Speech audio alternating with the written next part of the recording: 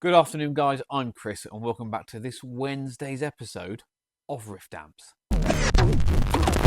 Ollie's basement is all done, so this is the one that we've put new board in. We've now got AA864 guitar channel in this side, and on this side we've done 6G6C blonde basement guitar channel.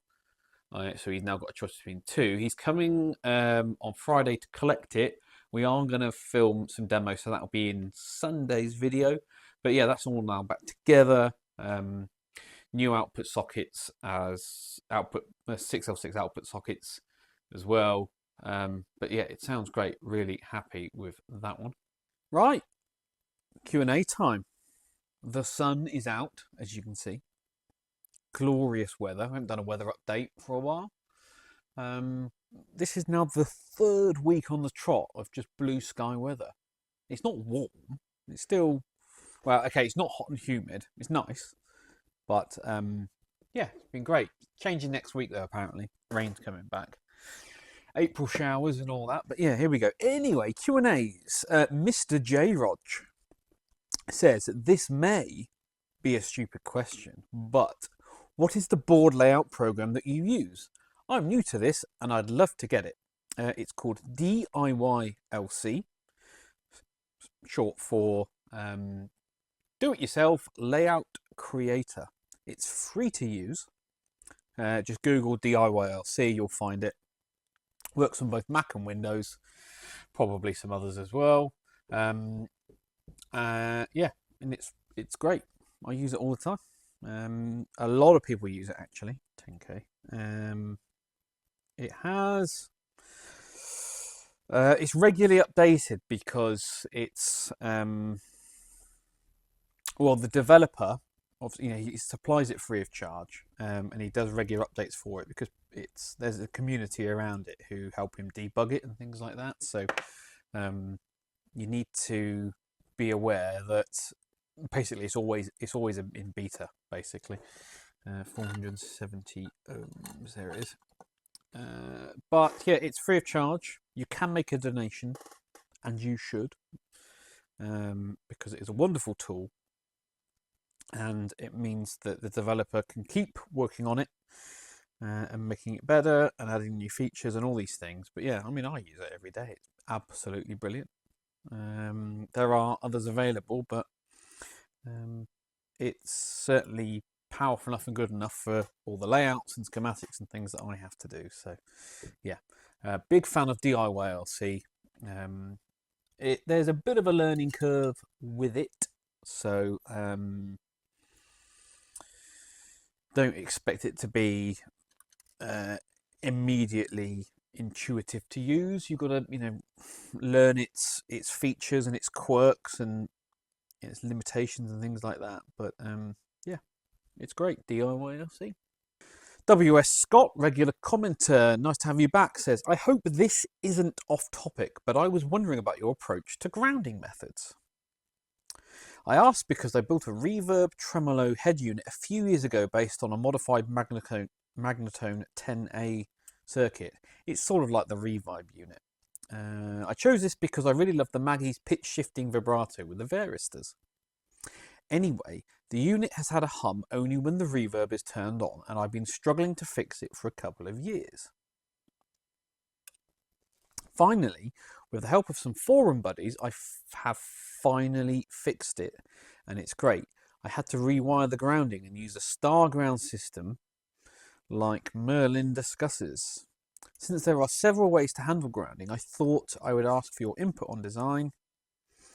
When to use the star system versus some other method. Thanks as always for your great videos and discussions. Looking forward to next video. Good question. 22 nanofarad, yeah. It's worth saying, and this is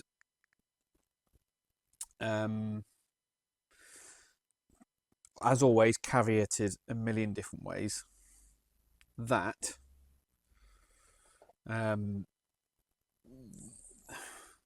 grounding schemes are, I mean, there's something called an optimal grounding scheme on paper, But what you'll often find is that cannot be achieved in the chassis that, or the build style, the chassis layout that you are using for various reasons. Which is often why you will see a well-designed amplifier using a different grounding scheme or a different implementation of a grounding scheme than what you would expect. And what I've found over the years is that, especially with a star grounding scheme, is that it doesn't always, once you build it into a circuit and ground your circuit that way, it doesn't always give you the results that you would expect. And for the way that I personally decide to do my chassis layouts and the build style that I have, which is a centralized board with all the components on, as opposed to something like a high watt or a like Steve Carr does with his amps. Quite often the star grounding scheme isn't as quiet as it should be. And this is why with my amps I always use the what I like to where I split the power ground from the audio ground, or the preamp ground as it's often called. And because that often produces a quieter amplifier than one that on paper has an optimal or the best grounding scheme. It's because one reason for that is that you can't always translate what's on paper into a physical layout. There are design limitations, physical limitations that prevent you from doing that. And it requires an understanding of these things. So I always use my preferred method because that's the best for the style of amplifier that I build. Or at least has given me the best results in the style of amplifier that I build. But I'm constantly evolving these things, as everyone should be. So, but yeah, star grounding is great. I mean, when I do my power grounds, that's like what I call a mini star system. What have I just done there? 470k. But then I use like a bus grounding system for my preamp ground. And generally I find that produces the quietest amplifier for the layout style that I use. So yeah, that's the way I do it. I've moved off your question. So now, but what's interesting with with those effects units, and especially the 6G15 reverb unit from Fender, is that you can get awful ground loops with those, and quite often you have to elevate the whole audio ground using a small network of discrete components to stop that happening. But yeah, great question. So this is a homebrew Princeton reverb build owned by one of my good customers, Alan. Now, Alan is the chap who also recently built that high watt clone that, do you remember, we helped him check over. He's also doing a Vibrachamp build at the moment. Anyway, this is, I'm not sure if this was the first amp he built or the second, but yeah, it's it's a homebrew. I think it was a modulus kit, I think.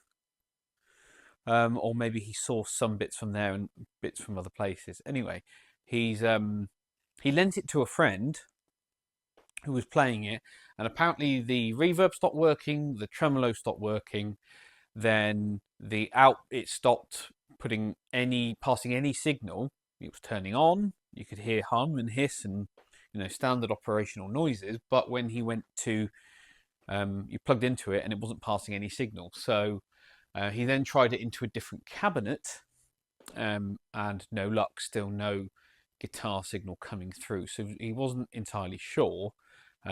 Now, as I said, he's just a home kit builder having fun learning new skills. So his diagnostic skills and ability not quite up there yet.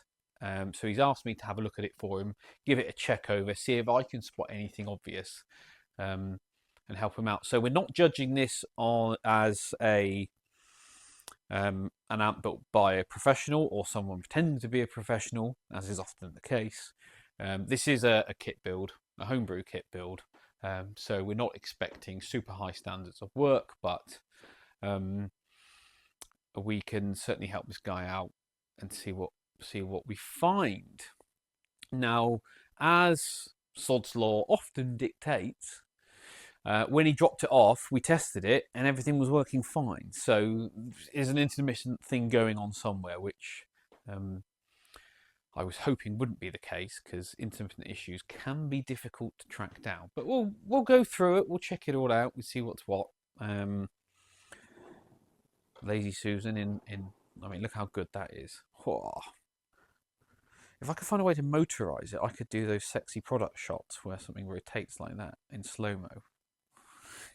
Anyway, so standard black panel, AA1164 circuit, volume, treble, bass, reverb, speed and intensity, 2 inputs, 1 high, 1 low.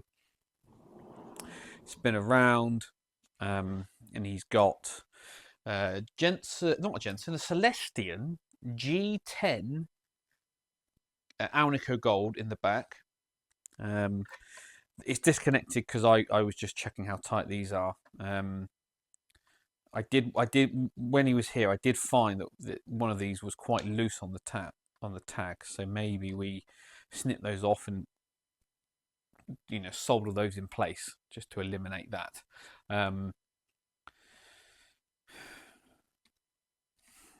Oh, fuse holder's spinning. Can we get that out? Has it got the right value fuse in? It's got a 1 amp fuse.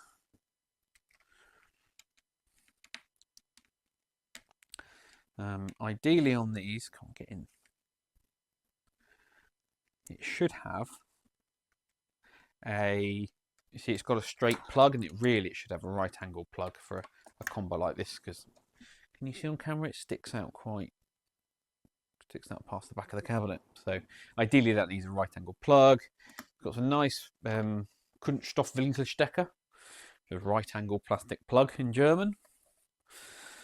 And yeah, that's about it really. Standard reissue foot switch, hardwired UK plug, reverb tank strapped into the bottom with what looks like ratchet straps. Love it. And yeah, so that's about it really. Right, so shall we come up here? Let's buzz this back panel off, because we want to have a look inside and see what we can find.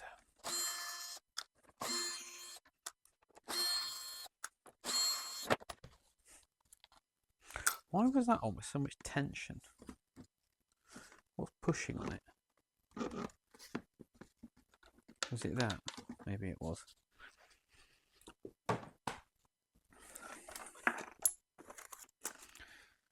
Okay, so we've got GZ34 rectifier, JJ6V6s.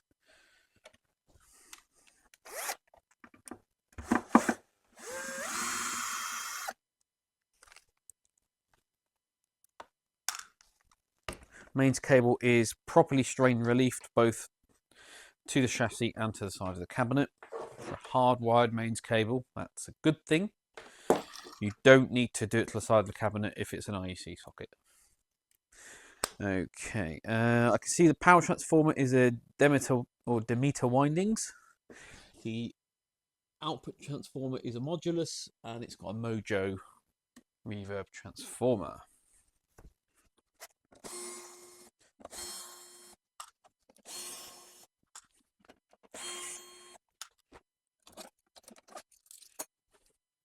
Mike Colorado, regular commenter and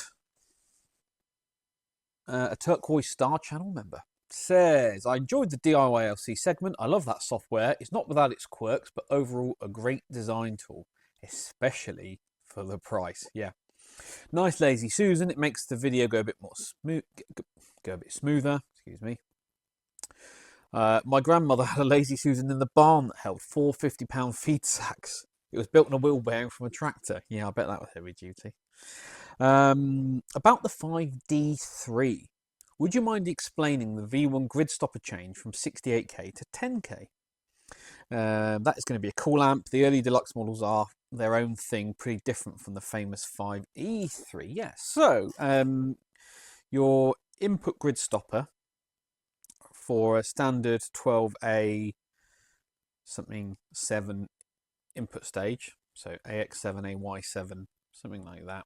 When you calculate it, it needs to be around, I think it's 39k. And Fender used for the high input 2 68Ks in parallel. Excuse me, giving you around 34k, which is, you know, there and thereabouts, isn't it? Problem with the input grid stopper for the first gain stage in amp is that's one of the biggest sources of what we call Johnson noise or hiss.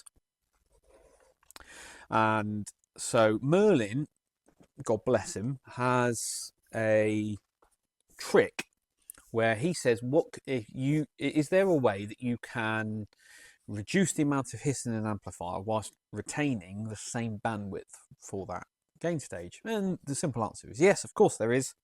And he recommends dropping the value of that resistor down to around 10k, so you still get the right amount of RF cut off and all those sort of things, and you simply add some extra capacitance to ground from the grid. And he recommends anywhere from 100 to about 500 picofarad. And I've experimented with that over the years, and I've settled on two conclusions. One, yes, it does make a huge amount of difference. So if you, for a single input amplifier, where you're not doing the high-low thing, 10k is the value that I've found to be pretty bang on, and I like to put a 470 picofarad cap to ground from the grid. And it works great, and so that's what I use. Now on that particular 5D3 build, I'm not doing a high-low input, I'm just doing two separate inputs, one for the normal, one for the bright, so they can both be the same. So 10k with a 470 puff to ground. And that's all it is. It's just about retaining the bandwidth by reducing the hiss. So yeah, if you go on to Merlin's website, valvewizard.co.uk, he has a section on the left-hand side called Grid Stoppers and the Miller Effect. Read that, and he explains it quite well. And it's great. And it's a trick that just works, and you know, but as with anything, as I said, do your own experimentation, find out what works. But yeah, so that's pretty much what I do.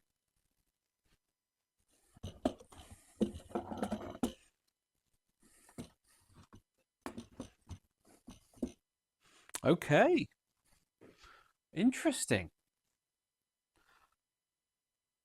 I really was expecting like a Mojatone kit or something, but no. It's got an eyelet board with a ground bus for the preamp. It's got Mallory caps, carbon comps throughout, quite neatly wired. Not bad actually. I mean, this wire is pretty thick.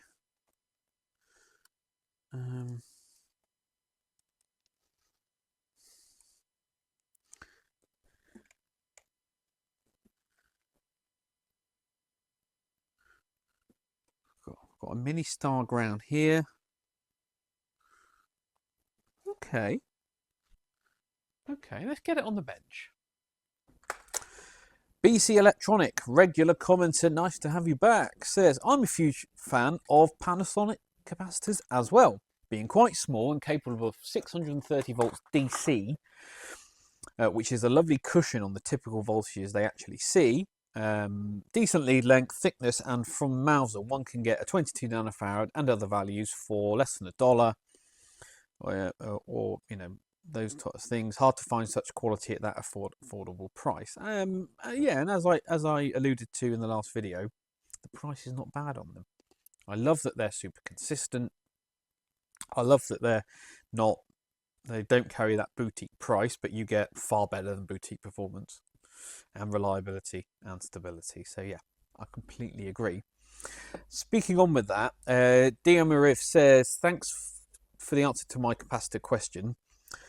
My nerdy self would definitely be game for a full episode on capacitors if you're up for it down the road. Yes, absolutely. We will do that at some point. We'll do that as a special maybe.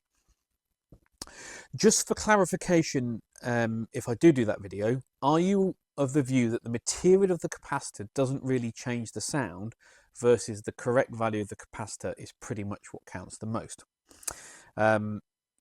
No. And again, this is probably something for that video, but here's what we do know. We know that by changing the value of the capacitor, it affects the sound. That's completely a given, right? Problem with the material construction of capacitors is, actually this is a test you can do at home yourself, and this is where I talk about stability, is that different capacitors the value of them will change with temperature. And so if you get yourself an old polystyrene capacitor and measure it at room temperature, so stick your measuring gear across it, and let's say it reads 1 nanofarad, right? You, with the meter still connected up, get a heat gun or your, a hair dryer or something like that, and you warm that capacitor up by measuring its value, you'll see the value will change. Now, that's how they used to advertise capacitors way back in the day. It wasn't about the sound, tonal quality. It was about stability and different temperature. 220 picofarad. And we know that different material types are more susceptible to temperature change, and therefore the value of that capacitor changes. And if you imagine, a valve amplifier, enclosed chassis, hot valves, those things change. And there are, now as a designer, I don't want that to happen. I want that amplifier to sound the same whether it's hot or cold, right? Because at least then it's predictable. And the problem with different capacitor materials is that might not be predictable from one model to the next. So, I could build 5 amplifiers, all exactly the same, but in use, they might sound different. And that's not what I want. The only tonal change I want to happen will be when I want it to happen, by changing the value of a capacitor. I don't want there to be that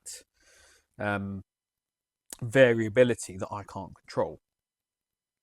So, yeah, to answer your question, the material of a capacitor does affect the sound because it affects its stability. There is actually, there used to be a TV repair tech local to here. He used to work on the old valve, CRT TVs, things like that, the old tubes. And he had a piece of test gear that would allow you to measure the value of a capacitor in circuit while the TV was on. And he showed me once that, how much a capacitor can change in circuit, not just when it gets up to temperature, but also with how much voltage is applied across it, or the voltage potential across it. And they would use certain type of caps in a circuit, in some of the tuned circuits, that were least susceptible to that and the most stable. So yeah, it is important. And what I found with these Panasonics is that they are stable at both voltage variable voltage and different temperatures, which is what I want. Okay, up and running on the bench. I can hear coming through the speaker quite a bit of background noise, but it's currently working. Yeah, okay, currently working. Genuinely, I have seen worse stuff come from certain boutique builders who charge a lot of money. This is wide up a Nita. It's not the quietest because we've got a lot of things that can be done better, but still, yeah, not bad, not bad. Fair play to him. Okay, so anyway, it's up on the bench. It's running. We're going to inject our signal into the front end. We'll just bring you round. Show you the scope. So 1 kilohertz, 150 millivolt sine wave into the front end of the amplifier. We're pulling 74 watts out of the wall at the moment. It's about right. I've currently got the tremolo defeated. Treble and bass on 1, and that's our output signal. So we'll bring her up. They normally square off asymmetrically. Cathode ion phase inverter. We'll bring it back down. There. We've got 11.4 volts, so let's be generous and call it 11.5 into 8 ohms. So 11.5 squared divided by 8 is 16.5 watts. Not bad. Treble control? Yeah. Bass control? Yeah. Reverb? Actually, I haven't got a tank connected up. Let me just connect a reverb tank up. Sorry about this. Okay, reverb. Oh, that's a problem. So reverb on 1, or fully counterclockwise, and as I advance it, ooh dear, that's not good. Okay, so we've got an issue there. Tremolo, switch tremolo on. Intensity. Well, that's maximum intensity, not very intense. Could be that this thing's biased too hot. Speed. Yeah, I can hear it going, but right. So yeah, interesting, very interesting indeed. But we've definitely got output. So turn the tremolo off again so it doesn't affect our readings. Reverb is off. Treble and bass on 1. So we've got volume on 8. So it's definitely driving there. If I've answered treble control, do we get any parasitics? Not that are obvious. Maybe a tiny, tiny one up here. Maybe a tiny one.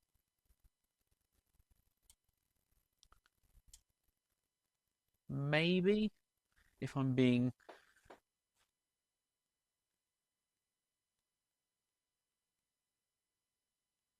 But not bad.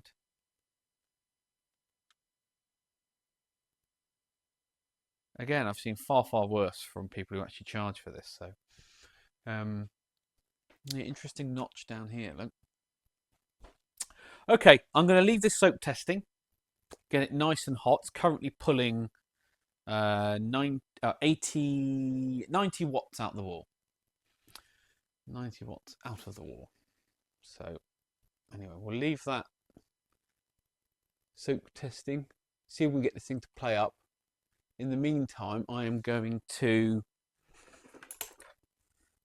hard solder the speaker cable to the speaker.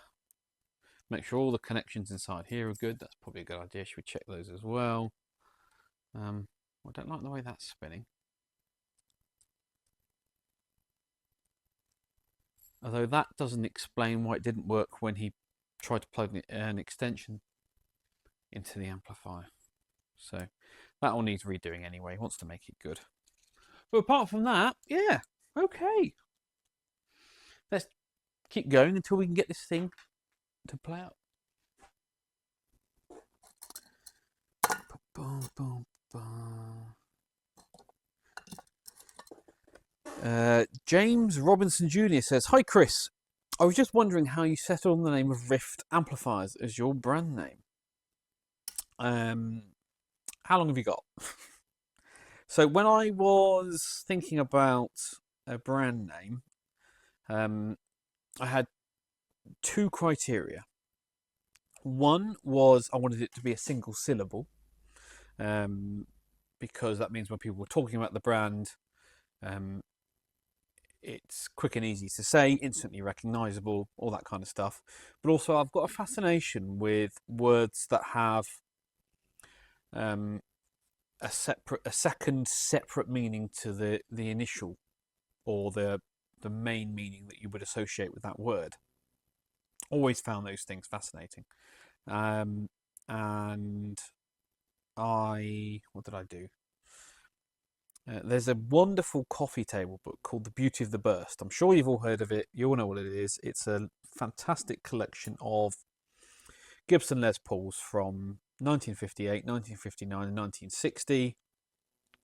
And one of them in there, one of the 59s, not necessarily the paint job on it, the actual burst itself, but the figuring of the wood grain on that maple top, just completely caught my eye. I thought it was wonderful. It wasn't, the grain wasn't perfectly straight north to south, with the flame coming off either that way or that way, as they often do. It wasn't like a plain top either, which is what they call flat sawn.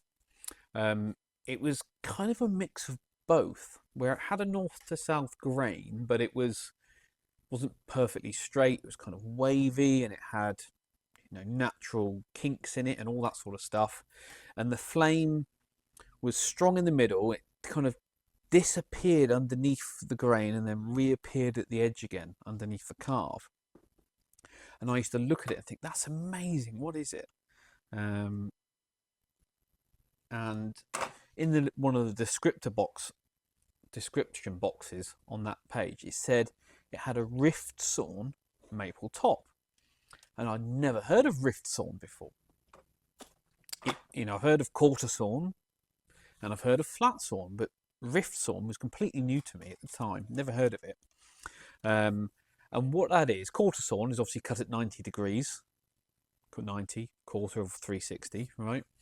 Flat sawn is cut other way to that, and rift sawn is at the 45. It's halfway between the two. And it's you don't get many rift sawn tops, because when you cut the lumber like that, it's very wasteful. So you don't get as much yield out of that wood as you do a quarter sawn or flat sawn. And so you end up with a lot of wastage, and therefore the wood itself is more expensive. So there weren't many Les Pauls with a rift sawn top. But as I said, it's halfway between the two. And I just love the way the flame kind of did its own thing, the grain did its own thing, and it just looks like a naturally beautiful piece of wood rather than, picture perfect, almost like it was done on Photoshop, which I really, really liked. It kind of spoke to me as, marching to the beat of a different drum, doing your own thing. And it also ticked that box of, a word that has a separate, different meaning to the one you're often thinking about. Obviously, rift meaning, a break or a chasm or a split, something like that. Where actually in this case, it's a way of cutting the lumber. And I love that. So it's a guitar word. Brilliant. Love that. Single syllable, ticks the boxes, and it spoke to me as something I recognise. I don't do what everyone else does, which is get a boring corporate job, and just tick all the boxes. I'd like to do my own thing in my own way, and that's what rift sawn maple is. Loved it. So that's what I chose rift. It just ticked. It was just perfect. So that's where it comes from. Beauty of the Burst. One of the Les Pauls in there, one of the 59s, has a rift sawn maple top. And in fact, a few years ago, I had a Les Paul made for me by the wonderful Anthony Ryder, because I always said I was going to have a burst made. It'd have to have a rift sawn top. And I went over to see Anthony, and he said, I've got loads of it coming up. Nobody wants it. Everyone wants quarter sawn or flat sawn. Nobody wants the rift sawn. And amazing, perfect. I'll put a picture up now and you can see what it looked like. But yeah, and that one I had done in like the Brock burst finished, because that's also one of my favourites. So, or the Dapra burst, as it's often known. So there you go. Rift saw maple, marching to the beat of a different drum. And finally, Chris Meriden says, where do you buy your eyelets from? They are Keystone eyelets, 3.2mm diameter. And I buy them from RS Components here in the UK. So far, nothing to report, I'm afraid. It's just running fine. No dropouts, everything's working fine. I've stress tested it. I'm unable to get anything to play up. Done the old chopstick test, usual stuff. So I've actually got to stop on this now because I need to get this video edited, uploaded, so the channel members can have it on Tuesday night and the rest of you can have it on Wednesday afternoon. But what I'm going to do is I'm going to heat cycle this now to switch it off, and then first thing tomorrow morning going to turn it back on and see what happens. But yeah, so far the amp is performing okay. So and whatever I do, I can't get it to play up. So yeah, the customer doesn't really want me to do anything to it other than check it over and make sure it's okay. So I'm certainly not going to start diving in, swapping out components that aren't needed. But I will go through, do just a basic service, as we'll call it: clean, tighten, adjust, that sort of thing. But yeah, the reverb is quite noisy when you turn the pot up, so I might make some suggestions to him about what he can do. But I certainly can't get this thing to play up. It's nice.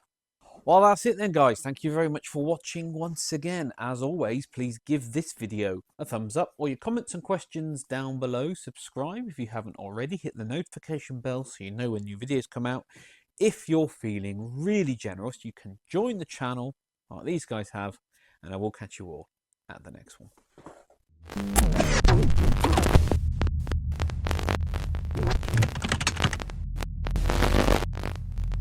So the numbers are in. Most of you know, it's pretty obvious, that the core of my business, what I do is I am an amp builder.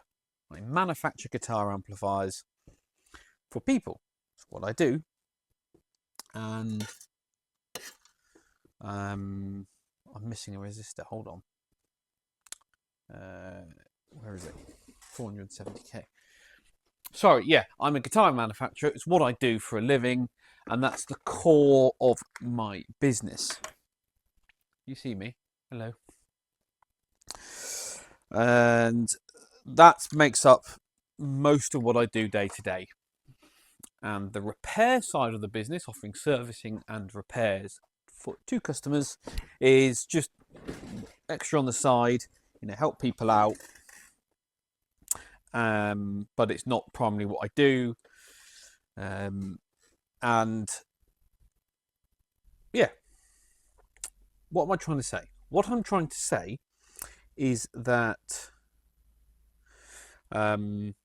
we have now just ticked over into a new financial year. Here in the UK, at least, our financial year runs from the 6th of April all the way round to the 5th of April the following year.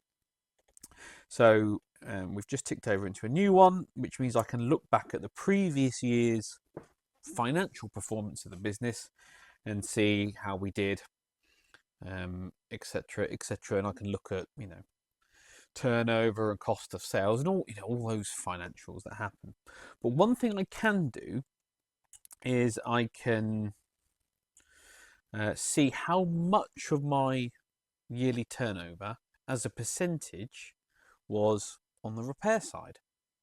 Now, when I say that historically the repair side of the business has been minute, I can tell you that for the 2023 to 2024 tax year, repairs made up 2.45% of my annual turnover. So, of the total amount of money that the business brought in, 2.45% of that was from servicing and repairs. So, not a lot at all, a small amount. And therefore, the rest of that comes from sales of amplifiers, pedals, YouTube income, t-shirt sales from the merch store, go check it out, etc., all that stuff. But the repairs itself, 2.45%, and that was for the 23 to 24 tax year.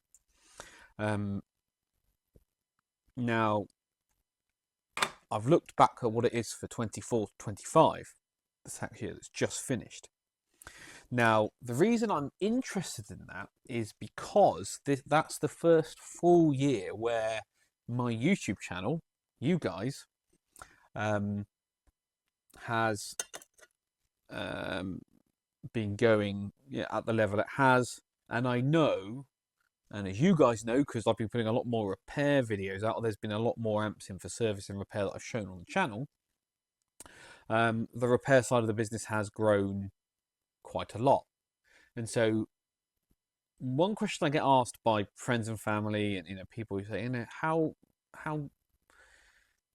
good is YouTube for your business? Is it worth doing? Not just from the how much money I make from the monetization and the ad income, but how much does it actually benefit the business directly?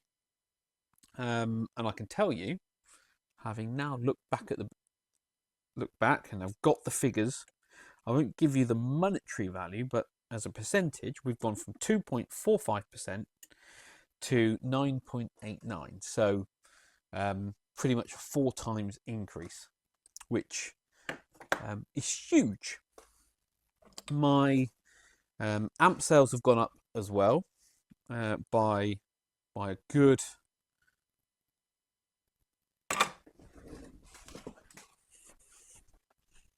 18%, 18.43%.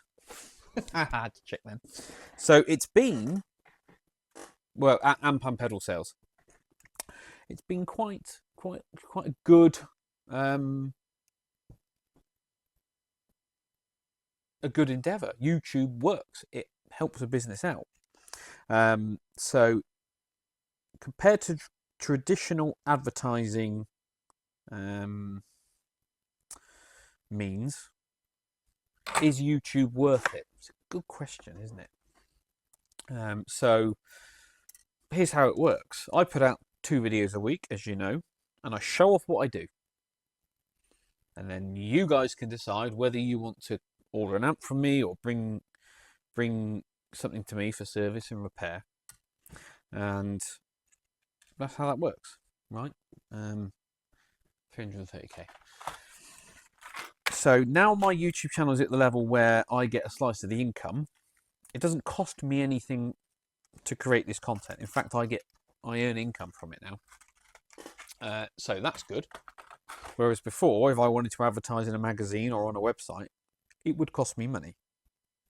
So I earn from creating these videos, and it's brought in a lot of work, both in sales and repair. So I can 100% say with confidence that YouTube is absolutely worth it. So thank you guys. Thank you. Thank you very much indeed.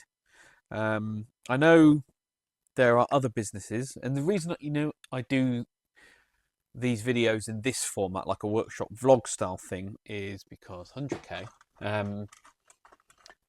That's also the style of content that I like to watch on the internet. Is those I like to watch a lot of tradies and sparkies and plumbers and whatnot vlog in there daily. I really enjoy that, and that's kind of why one of the reasons I decided to do my channel that way, because I find it interesting and engaging, and it's different to what everyone else is doing. But does it actually work? Yes, it does. I'm paid to advertise, which feels weird, and it's brought in quite a lot more work. So yeah, pretty happy about that. Absolutely. So long may it continue. I have actually enjoyed having more service and repair work in. It's always nice to have stuff come through the door, but I mean, obviously I knew I was doing more service and repair work, so it wasn't a surprise to see that the numbers had gone up. But when you can actually put a value on it, a hard figure, and say, consistently, I've always done 2.5–3% of my business in servicing and repairs, and now that's jumped up to pretty much 10%. That's amazing, right? It works. So if you are a small business and you're thinking about ways to, bring in more money for the business and to generate more work, try YouTube. Now, I'm not an amazing YouTuber, right? There are people who are much better at talking on camera and creating content, filming and editing, all that stuff. I just film myself and talk, and I've learned to be quite confident talking to a camera, which does feel odd because I'm currently sat here in the workshop on my own talking to myself. Really, that's what's actually happening, right? And it is weird. It is weird, but here we are, and I'm doing it. And I'm sure if there was someone stood outside listening in, I must sound mad, right? But I'm not. I'm actually talking to you guys. And I know the old radio trick is to pretend that you're not talking to loads of people. I'm just talking to one person. I'm talking to you. You, yes, you. I'm talking to you, and I'm explaining it as I'm explaining it to one person. You. That's what I'm doing. But it is funny. It is funny. It is weird and bizarre, but YouTube does work, and I would recommend it for your business. But also, I really enjoy it. I do. I love creating this content. I know not everyone tunes in, watches, and not everyone enjoys it, but of course, that's the joy of YouTube. You don't have to, right? You can find something else if you don't like it. But I do enjoy making it. I enjoy coming out with this stuff, and showing you what I get up to, and you guys engaging. And actually, a lot of the ideas I get come from you guys. So thank you to you guys too. Yeah, love it. Anyway, thanks for watching.